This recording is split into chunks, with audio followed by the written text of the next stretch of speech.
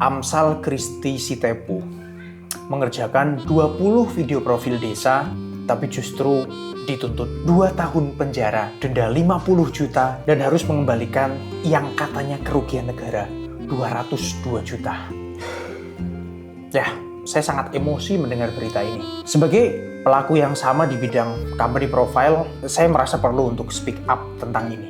Jadi, Bang Amsal ini dituduh markup harga video profil itu yang nilai harganya 30 juta. Katanya itu nggak sesuai.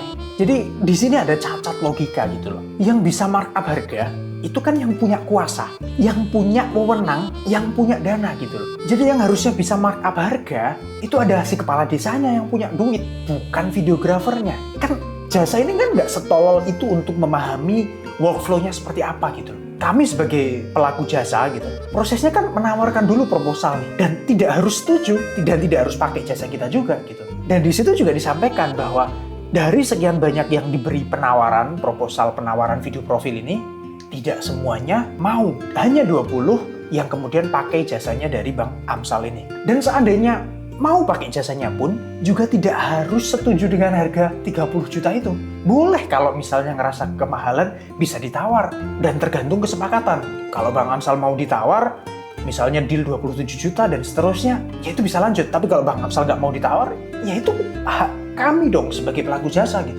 Lalu ini kan bidang seni ya, atas dasar apa dianggap markup gitu loh. Seni ini kan sangat luas gitu, variabel yang bisa dinilai. Saya biasa ngerjain project dengan effort yang sama tapi harganya bisa sangat berbeda gitu. Dengan effort yang saya keluarkan sama. Dan itu hak saya gitu loh. Jadi kan di sini udah jelas, yang bisa markup harga itu yang punya wewenang, yang punya dana yaitu kepala desanya. Tapi kenapa kepala desanya justru hanya jadi saksi? Ini kan saya nggak tahu apa saya yang tolol atau jaksanya yang kelewat tolol gitu. Terus kemudian jaksa bilang bahwa biaya ide, konsep, kemudian editing, pengisi suara itu harusnya 0 rupiah.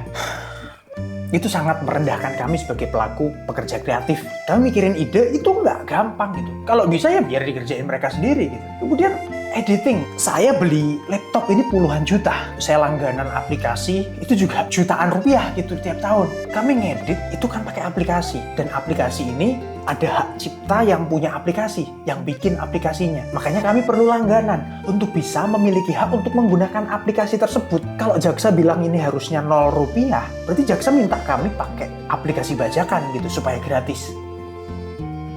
Lalu dalam pengerjaan video profil kan ada musik yang perlu kami pastikan lisensinya aman.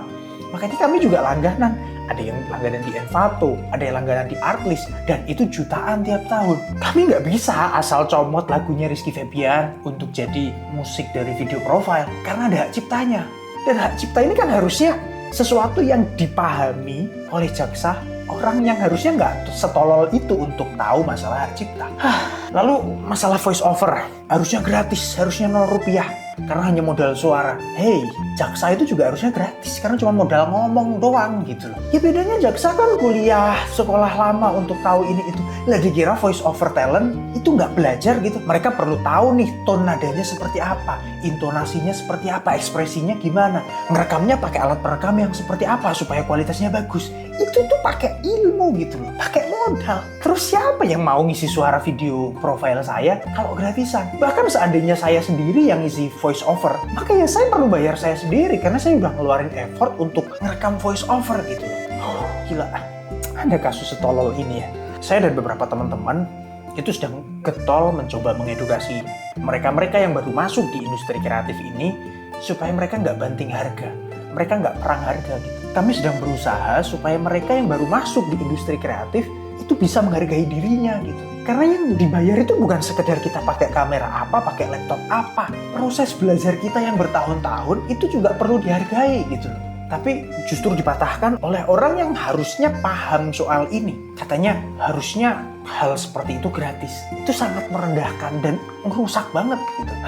Saya sangat emosional menyikapi berita ini, bukan hanya karena saya sebagai pelaku di bidang yang sama, tapi karena ini masa depan kita pelaku di dunia kreatif. Kalau saat ini kita diem dan kemudian tuntutan kepada Bang Amsal ini dikabulkan, maka nggak menutup kemungkinan besok kita atau generasi penerus kita akan jadi korban yang sama. Yuk teman-teman, kita kawal terus karena saya nggak tahu nih, apa mungkin saya yang terlalu tolol untuk memahami tuntutan tersebut, atau memang jaksanya yang terlalu cerdas. Itu saja teman-teman, makasih.